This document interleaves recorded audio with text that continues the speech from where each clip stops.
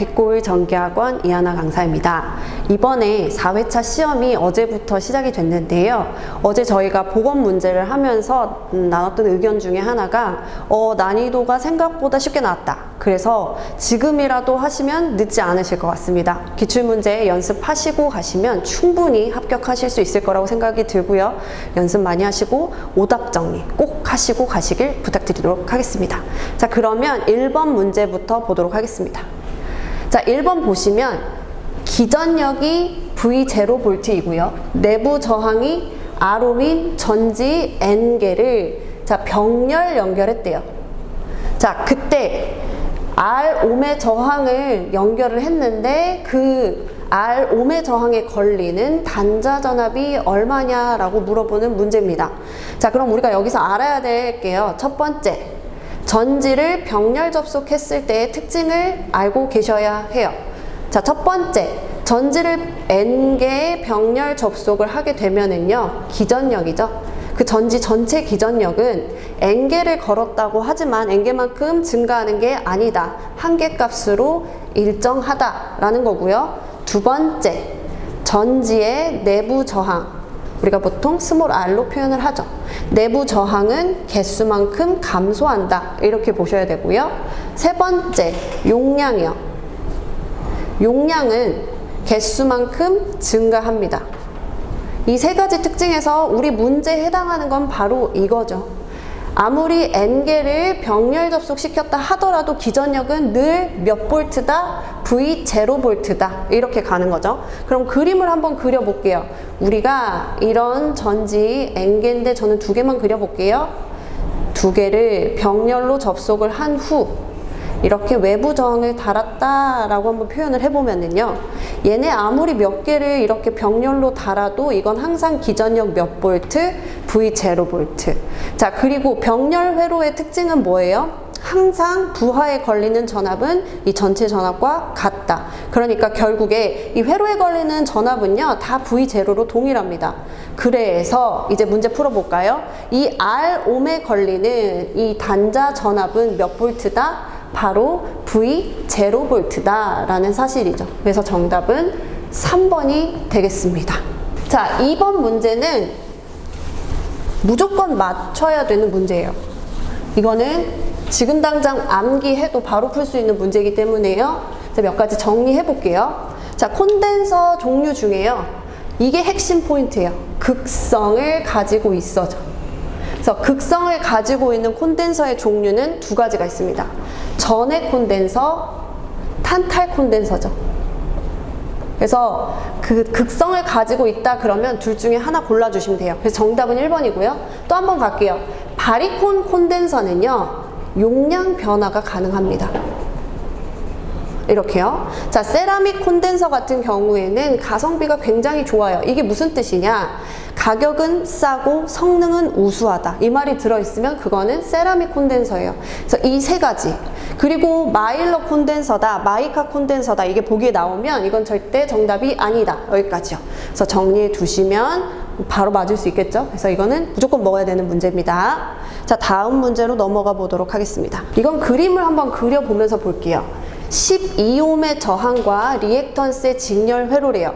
그러면 이게 저항, 리액턴스니까 코일이죠. 이렇게요. 직렬 회로, 얘 몇 옴짜리? 12옴짜리죠. 얘는 알 수가 없습니다. 이렇게요. 자, 그때 이 둘의 직렬 회로에 지금 현재 몇 볼트의 전압이 인가가 됐어요? 그렇죠. 300볼트죠. 그래서 300볼트의 전압이 이렇게 인가됐을 때 회로에 몇 암페어의 전류가 흘렀어요? 20암페어의 전류가 흘렀습니다. 그러면 20암페어의 전류가 흘렀다. 여기까지요. 보시면 이 전체 회로에 합성 저항, 그러니까 R과 L이 함께 달린 이 회로에서는 합성 저항, 우리 합성 임피던스라고 표현을 하죠. 이 합성 임피던스 값을 우리가 금세 구할 수가 있어요. 무엇을 통해서? 옴의 법칙을 통해서요. 자, 합성 임피던스는 I분의 V다. 이렇게 구할 수가 있죠. 그래서 20분의 300V가 되는 거고, 그러니까 몇 옴이 나와요? 15옴이 나와요. 자, 그럼 임피던스가 15옴, R 값이 12옴. 그럼 리액턴스 값 바로 계산할 수 있겠죠. 어떻게 해요? 우리 임피던스는 루트 R의 제곱 플러스 리액턴스의 제곱이다. 이 공식을 알고 계실 거예요. 자, 그러므로 내가 구하고 싶은 건 리액턴스 루트 큰 값의 제곱에서 작은 값의 제곱을 빼주시면 또 다른 작은 값이 나옵니다. 자, 그러므로 루트 15의 제곱 마이너스 12의 제곱을 하면 바로 9옴이라는 결론이 나오죠. 그래서 정답은 9옴이다. 이렇게 정답 체크해 주시면 되겠습니다.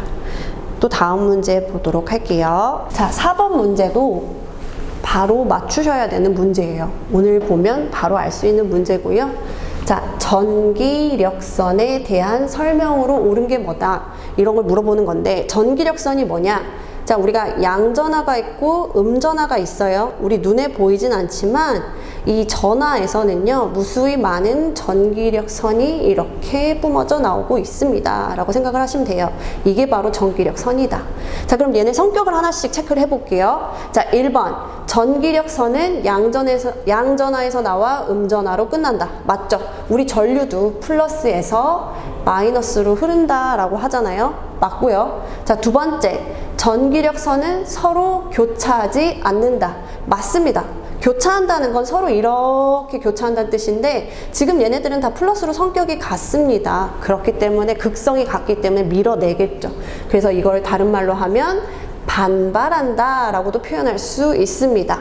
자, 3번. 전기력선의 밀도는요, 이 전기장의 크기 혹은 세기를 나타낸다 라고 말할 수 있습니다. 왜? 자, 여기 보세요. 전기력선의 밀도라는 건 같은 면적 대비 엄청 많은 전기력선이 나오죠. 얘하고 한번 비교해 볼까요? 얘한테서 얘도 플러스라고 생각을 하시고요. 나오는 전기력선은 딱 이만큼이야. 둘 중에서 밀도는 누가 더 크다고 말할 수 있어요? 바로 이 녀석이죠. 그러면 얘는 당연히 전하량이 굉장히 큰 친구일 거예요. 힘이 세니까 많은 전기력선이 나오겠죠. 그러므로 밀도는 곧 뭐라고 생각하면 돼요? 이 전기장의 세기다 라고 말할 수 있어요. 이거 누가 말했어요? 바로 가우스 정리죠. 여기까지 같이 보시면 좋을 것 같습니다. 자, 4번. 전기력선은 전이란 전기적 위치 에너지의 줄임말이에요. 그래서 위치가 높은 곳에서 낮은 곳으로 흐르겠죠. 물의 흐름하고 비슷하다고 생각하시면 될 것 같아요. 그래서 낮은 곳에서가 아니고 높은 곳에서 낮은 곳으로 이동한다가 맞죠. 그래서 정답은 4번이 틀렸다. 정답은 4번이다. 이렇게 체크해 주시면 되겠습니다. 자, 5번 문제입니다. 지금 보면 원자가와 원자량을 줬어요. 이랬을 때 화학 당량이 얼마냐라고 계산하는 문제인데요. 우리 이렇게 볼까요? 자, 화학 당량은요, 원자가분의 원자량이다. 이렇게 보시면 돼요. 그래서 저는 가랭이로 외웠습니다. 이렇게 있으면 우리가 머리를 숙여서 봤을 때 우리 가랭이가 보이죠? 그래서 가량 이렇게 그냥 외웠고요. 그렇기 때문에 이 공식에 이거 하여 원자가가 2고 원자량이 58.7이었죠. 그래서 이거 계산하면 29.35가 나옵니다. 그래서 정답은 1번이다. 이렇게 체크해 주시면 되세요. 가량이에요. 가량이. 자, 6번. 얘도 오늘 이 수업을 들으시면 바로 맞출 수 있는 먹어야 되는 문제죠. 그래서 망간전지에서 양극으로 알맞은 게 뭐냐? 망간전지 하면 지금 여러분이 집에서 쓰시고 계시는 그 건전지 생각하시면 되고요. 그 망간전지에서 양극이란 플러스 극을 의미합니다. 그래서 플러스 극이 바로 탄소 막대요. 자, 망간전지에서 아연판이 마이너스 극이라고 보시면 되세요. 음극이라고 표현을 하죠. 그래서 양극은 탄소 막대다. 2번 이렇게 체크하시면 되시겠습니다. 교류에서 무효 전력이 뭐 어떻게 계산하냐 이렇게 물어보는 문제인데요. 일단 무효 전력은요, 요 리액턴스의 R을 가지고 있습니다. 그러므로 여기 단위에도 리액턴스의 R을 가지고 있죠. 무효 전력이란 리액턴스에서 나오는 전력이다. 이렇게 보시면 되세요. 그래서 얘가 무효라는 표현을 쓰고요. 우리가 무효율을 삼각함수로 표현한 게 바로 사인 세타죠. 그래서 사인 세타가 나온다. 이건 바로 무효 전력이다. 이렇게 보시고요. 자, 코사인 세타가 나온다. 이거는 바로 유효 전력을 의미합니다. 하나 더. 자, 그냥 전압 곱하기 전류 이렇게 표현되어 있어요. 이거는 피상 전력을 의미하고, 피상 전력의 단위는 볼트 암페어죠. 왜? 전압 곱하기 전류니까요. 그럼 유효 전력은요? 와트다. 그래서 이렇게 한 번만 정리해 두시면 얘를 통해서 맞을 수 있는 문제가 그래도 한 두세 문제는 된다. 그래서 여기까지 정리를 좀 해주시면 좋겠습니다. 자, 8번 문제. 1회 감은 코일에 지나가는 자속이 이 100분의 1초 동안, 시간 동안 0.3에서 0.5웨버의 자속의 변화량이 생겼어요. 자, 우리 코일에 자속의 변화량이 생기면 그만큼 뭐가 생긴다? 유도 기전력이 생겨납니다. 자, 그러면서 이 코일이 몇 번 감겼냐에 따라 또 비례를 하죠. 이게 바로 발생하는 유도 기전력을 구할 수 있는 거다라고 보시면 되고요. 그럼 우리는 자속의 변화량이 얼마인지 보면 되겠네요. 왜? 건수는 1회만 감았기 때문이죠. 0.01초 동안에 자, 0.3에서 0.5로 증가했어. 그럼 전체 변화량은 얼마라고 말할 수 있어요? 그쵸? 0.2웨버만큼의 변화가 생겼다. 자, 여기 곱하기 100 하시면 되죠? 그러면 1로 바뀔 거고, 똑같이 곱하기 100을 해주시면 얘는 20으로 바뀌죠. 그래서 20V가 발생했다. 만들어졌다. 말할 수 있습니다. 그래서 정답은 3번이 됩니다. 자, 9번 문제 보시겠습니다. 무슨 원리? 중첩의 원리요.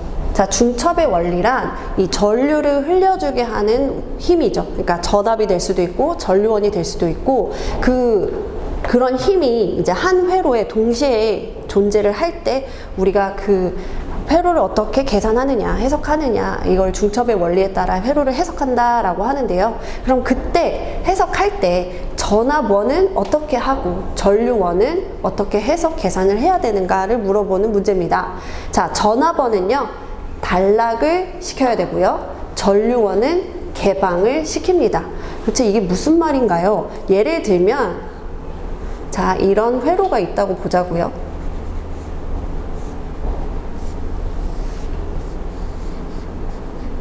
자, 이게 바로 전압원이죠.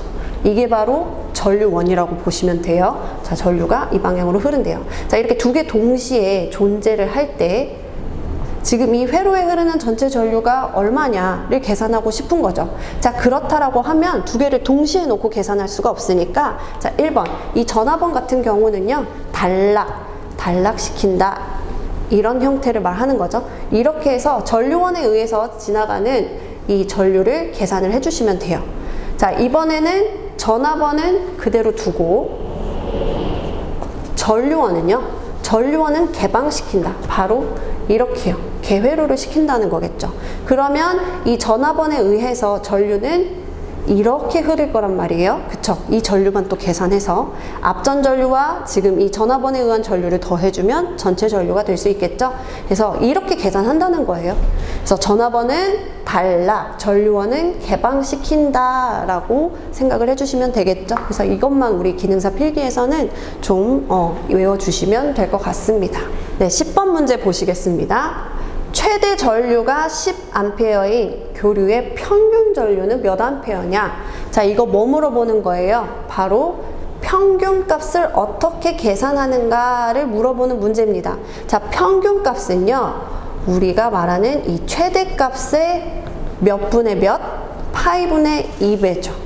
근데 파이분의 2배라고 외우기에는 좀 이 숫자가 우리 눈에 굉장히 생소해요. 그쵸? 그래서 이럴 때는 평균값은 최대값의 약 60% 정도야 라고 보시면 돼요. 얘가 약 0.6 정도가 되거든요. 그래서 지금 보실게요. 최대 전류가 몇 암페어? 10암페어죠. 우리 그냥 60%라고 좀 생각을 하면 곱하기 0.6 하면 얘는 약 6A 정도가 나오잖아요. 사지선다에서 6A 4번이죠. 그래서 이렇게 찍으셔도 돼요. 굉장히 러프하게. 물론 파이분의 2 하면 정확하게 나옵니다. 그래서 좀 이제 외우는 여유가 되시면 이렇게 가시되 나는 좀 잘 모르겠다 그러면 그냥 60% 정도, 전체 최대값의 60% 정도다 라고 생각해 주시면 딱 좋을 것 같아요. 자, 11번 문제 보도록 하겠습니다. 대칭 삼상교류의 발생 조건이요. 이거죠.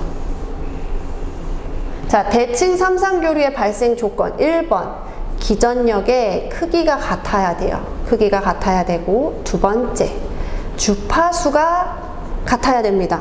세 번째, 이게 제일 중요하죠. 위상차가 나야 되는데요. 위상차가 몇 도씩 나야 되냐? 120도씩의 위상차가 각각 나야 합니다. 자, 그리고 나서 볼게요. 1번 파형이 같을 것. 이거는 뭐지? 할 수 있어요? 넘어가 보시고. 2번 각 위상이 3분의 4파이 라디안.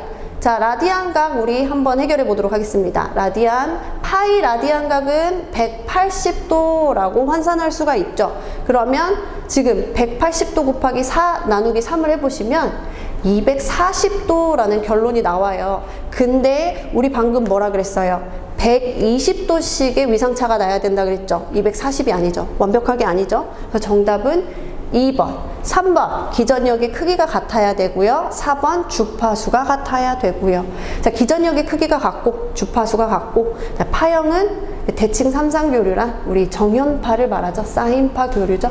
그래서 파형도 사인파로 같아야 된다라고 생각하시면 될 것 같습니다. 정답은 2번이다. 이렇게 보시면 되시겠습니다. 자, 12번 문제 보시도록 하겠습니다. 지금 어느 가정집에서요 220V를 인가해주면 60W의 능력이 생기는 이 전등 10개를 20시간 사용을 했대요. 그럼 그때 나오는 총 전력 양이 얼마냐? 라고 했어요. 도대체 이게 무슨 말인가? 여기서는요, 단위를 잘 보셔야 돼요. 단위에 정답이 있습니다. 자, 일단 킬로와트 H예요. 자, H가 의미하는 건 아우어의 시간입니다. 근데 여기 벌써 시간 줬잖아요. 그쵸? 그리고 킬로와트야. 일단 와트 눈에 보이세요? 얘죠.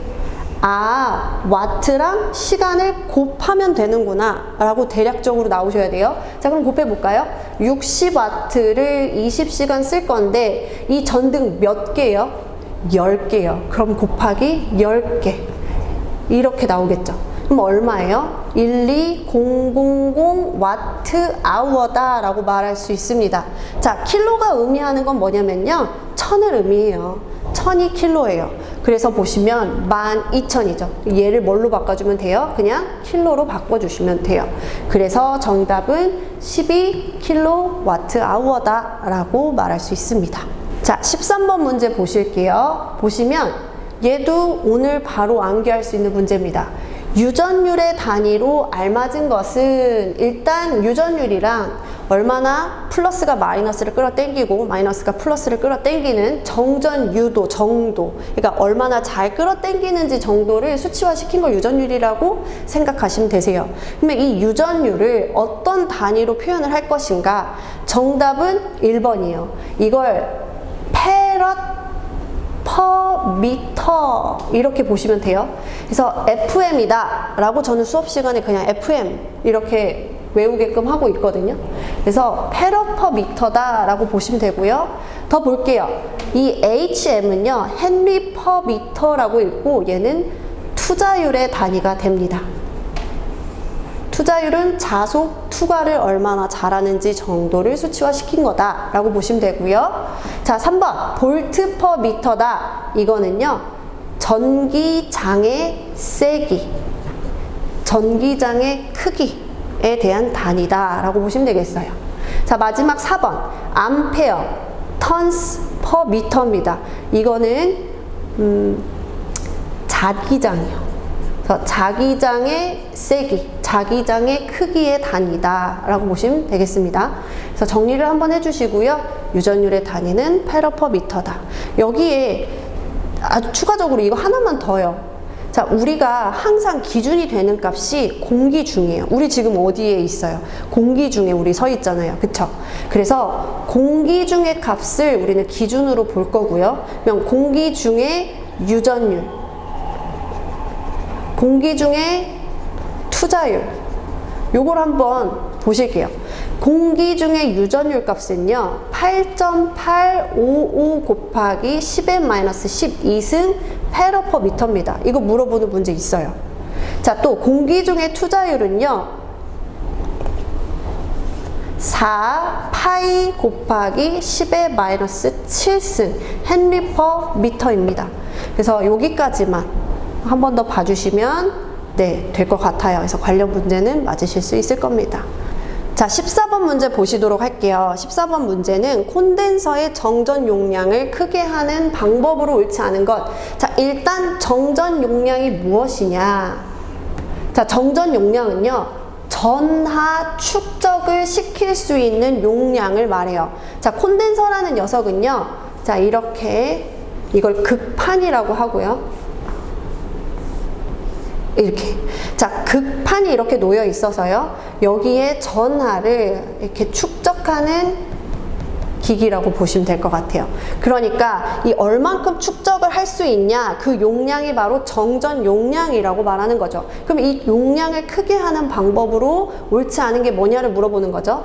자, 보시면은요, 우리가 가장 쉽게 눈에 빨리 띄는 게 이 바로 극판 면적이 보이시죠? 이 극판 면적은요, 넓으면 넓을수록 더 많은 전하를 축적시킬 수가 있겠죠? 그래서 면적을 크게 해야 합니다. 맞아요. 자, 두 번째, 이번에는요, 이 극판과 극판 사이의 간격을 한번 볼게요.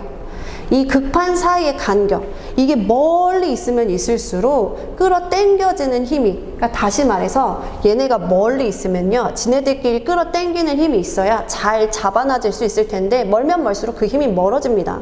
그렇기 때문에 이 극판 사이의 간격은 가까우면 가까울수록 정전 용량을 크게 할 수 있다라고 말할 수 있습니다. 그래서 이건 아니죠. 작게 한다. 맞죠? 작게 해야죠. 이렇게요.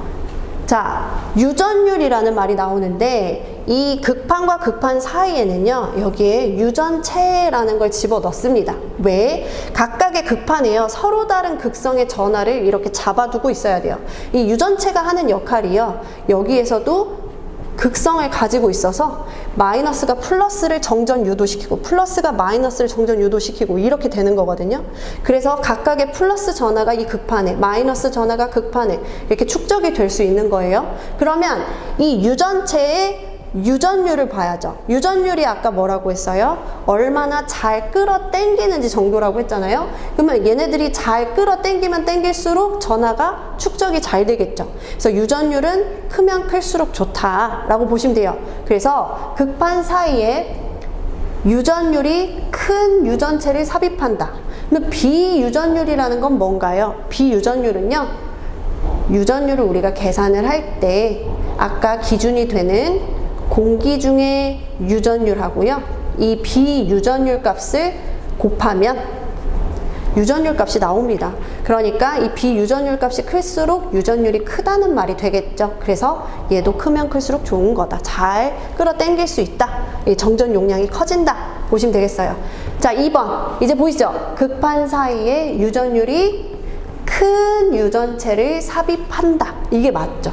그래서 정답은 2번이 옳지 않다라고 골라주시면 되시겠습니다. 자, 15번 문제 한번 보실게요. 15번 문제는 5ohm짜리 저항 5개를 직렬 접속으로도 할 거고요, 병렬로도 접속을 시킬 거란 말이에요. 근데 우리 문제에서는 직렬로 접속했을 때, 병렬로 접속했을 때보다 크기가 어떻습니까?를 물어봤어요. 그럼 한번 볼게요. 자, 전체 합성 저항을 구할 때 우리가 직렬로 접속이 돼 있으면 각각의 저항을 죄다 그냥 다 더해주면 돼요. 그래서 지금 5ohm짜리가 5개 있다는 건 5ohm을 5번 더하면 된다는 뜻이잖아요. 그쵸? 이건 곱하기 5랑 같으니까 전체 합성 저항은 25ohm이 나올 거예요. 자, 반면에 병렬로 접속되어 있을 때 우리는 합성 저항을 어떻게 구할 것이냐? 역수의 합에 대한 역수다. 이렇게 구한단 말이에요. 그래서 이거를 다 집어넣고 계산을 해보면 이 저항의 값이 모두 다 같을 때 어떤 결론이 나오냐? 이 저항값을 개수로 나눠주면 전체 합성 저항이 나와요. 그러니까 저기서 저항값 5ohm이죠. 개수는 5개였죠. 그러니까 합성 저항값이 얼마 나와요? 전체 1ohm이 나오죠. 자, 지금 보시면 직렬 접속했을 때의 값이 병렬 접속했을 때의 값보다 크죠? 몇 배 커요? 25배 더 크죠? 그래서 정답은 1번이다. 이렇게 체크해 주시면 되겠죠? 그래서 1번이다. 자, 16번 문제 한번 보실게요. 16번 문제는 지금 콘덴서의 아까 정전 용량이라고 말씀드렸죠? 얘네를 정전 용량이라고 보시면 돼요. 자, 지금 콘덴서 두 개가 병렬로 접속되어 있을 때 합성 정전 용량이 얼마냐라고 물어보는 문제입니다. 15번하고 비교하면서 보세요. 우리 아까 저항을 직렬 접속했을 때는 지금 얘네들은 그냥 각각 다 더하면 된다고 했어요. 저항을 병렬로 접속했을 때는 역수의 합에 대한 역수다 했단 말이에요. 자, 근데 용량은요, 직열로 콘덴서를 접속했을 때 전체 용량 값이 어떻게 되냐? 바로 역수의 합에 대한 역수고요. 자, 콘덴서를 병열로 접속했을 때의 전체 합성 용량 값은 그냥 죄다 더해주시면 돼요. 완전히 이 R, 저항이에요. 전체 합성 저항과 C는 뭐라고 했어요? 방금 정전 용량이라고 표현했죠. 정전 용량은 반대죠. 그래서 지금 여기 보시면 병렬로 접속되어 있다고 하니까 전체 합성 용량 우리 어떻게 구해야 돼요? 이렇게 구해야 돼요. 그쵸? 자, 추가적으로 하나 더요. 2번은 바로 이게 직열로 접속했을 때 바로 이렇게 접속하면은요, 얘를 계산하면 합분의 곱으로 이렇게 나올 수 있습니다. 그래서 이렇게 쓸 수 있겠죠. 정답은 직렬이면 어떻게 되냐 라고 물어본다면 2번이 될 거고요. 우리 문제는 지금 병렬일 때를 물어보니까 3번이 정답이 되는 거예요. 그리고 제가 하나 더 말씀을 드리면, 지금 얘는 두 개죠. 지금 콘덴서 두 개 달았을 때는 이게 가능해요. 근데 만약에 C1, C2, C3다 그러면 C3 곱하기 C3 된다 안 된다? 안 된다. 이렇게 계산 절대 하시면 안 돼요. 네, 여기까지 좀 정리를 해주시면 좋을 것 같습니다. 17번 문제 한번 보실게요. 17번 문제는 무엇을 구하는 문제냐? 최대 전력값을 구하시오 하는 문제예요. 그러면 반드시 알아야 하는 공식이 뭐냐? 최대 전력을 구하는 공식이죠. 자, 이거는요, 얘가 뭐예요? 내부저항, 전지의 내부저항을 말해요. 분의 기전력의 제곱. 이건 다시 4 라지 R. 얘는 뭐예요? 바로 외부저항 혹은 부하저항 분의 기전력의 제곱입니다.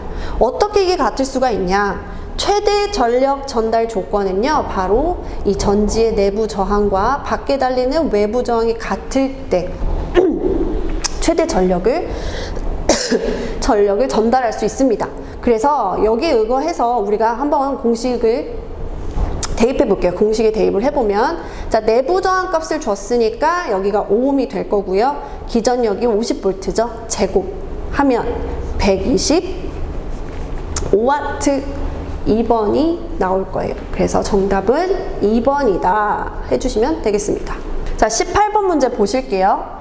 자, 진공 중에서, 자, 여기 하나 체크를 해볼게요. 4 마이크로쿨롱의 전하와 8 마이크로쿨롱의 전하 사이에 7.2N의 힘이 작용했다면 두 전하 사이의 거리는 몇 미터인가 라는 건데요. 자, 보실게요. 우리가 그림으로 보면은요, 지금 4 마이크로쿨롱짜리 전하 여기 하나 있고요. 여기에는 8 마이크로쿨롱짜리 전하가 있어요. 얘네들 사이에서는 서로 어떤 힘이 작용을 합니다. 어떤 힘이냐? 얘는 플러스 4 플러스 8이죠. 서로 밀어낼 거란 말이에요. 극성이 같기 때문에. 그래서 반발력이 발생을 할 건데, 그러면 이 발생하는 이 반발력의 크기는 어떻게 되냐를 물어보는 문제죠. 그래서 그걸 우리는 정전력이라고 하고요. 그 크기는요, 자, 얘를 둘러싸고 있는 매질의 영향을 일단 받습니다. 그걸 저는 4파이 유전율분의 1이다 라고 표현을 한번 해볼게요.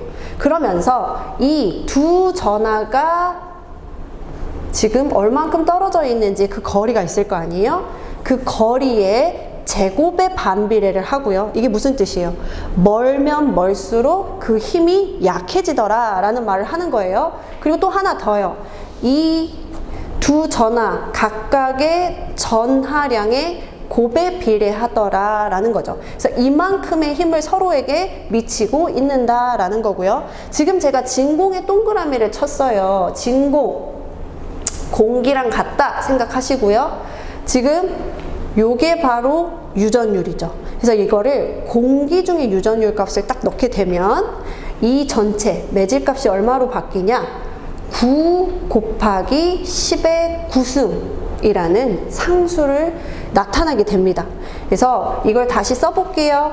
그러면 진공 중이니까 9 곱하기 10의 9승 곱하기 떨어져 있는 거리가 몇 미터? 모르죠. 그걸 구해야 돼. x의 제곱.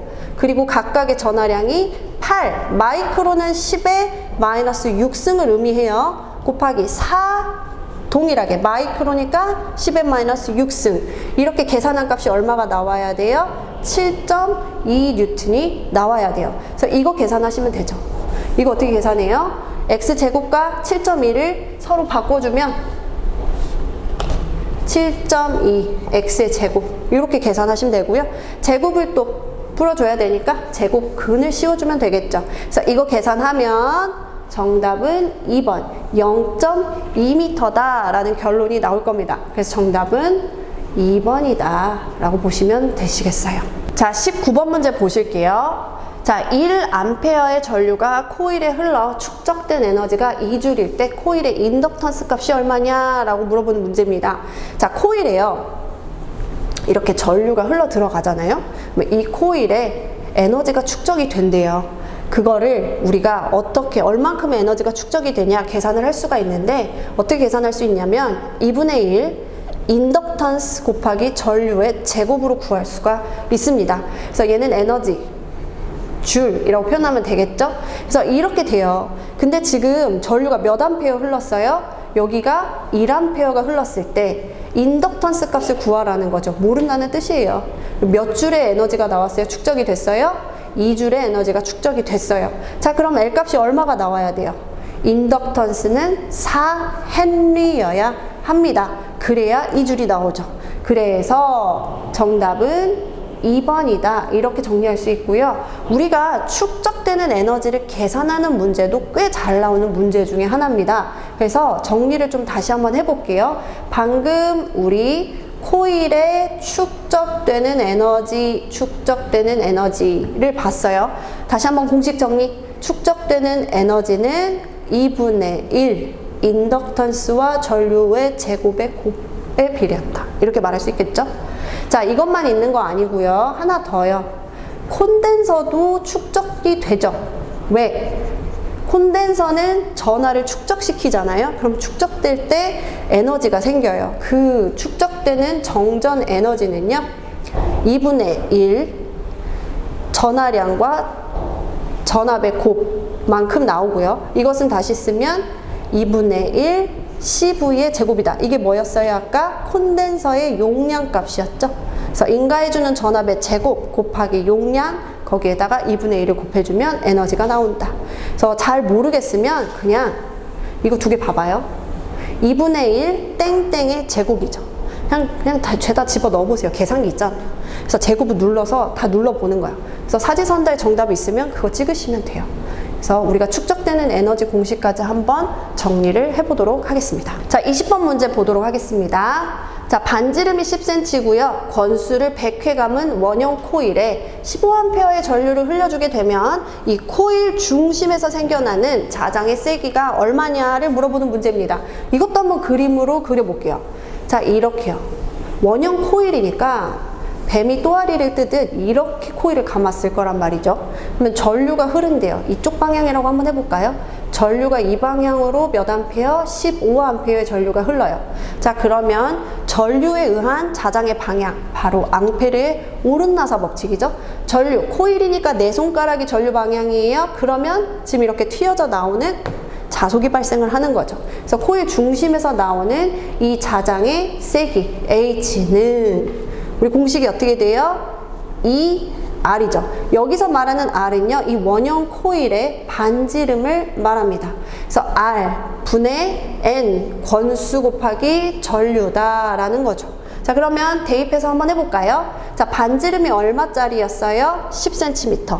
우리 기준 단위는 항상 뭐예요? 미터요. 환산해야죠. 몇 미터? 0.1미터. 0.1m, 건수 몇 회? 100회, 전류 15A죠. 이것만큼의 자기장의 세기가 나온다 라고 보시면 됩니다. 계산하면 얼마예요? 바로 7500A 턴스/m죠. 정답은 3번이 된다 라고 보시면 되시겠습니다. 전기 이론은 여기까지 정리하시고요. 생각보다 오늘 내용을 듣고 바로 암기해서 풀 수 있는 문제들이 꽤 됐어요. 그래서 거기에 좀 집중을 하셔가지고 공부를 하셨으면 좋겠습니다. 네, 고생 많으셨습니다.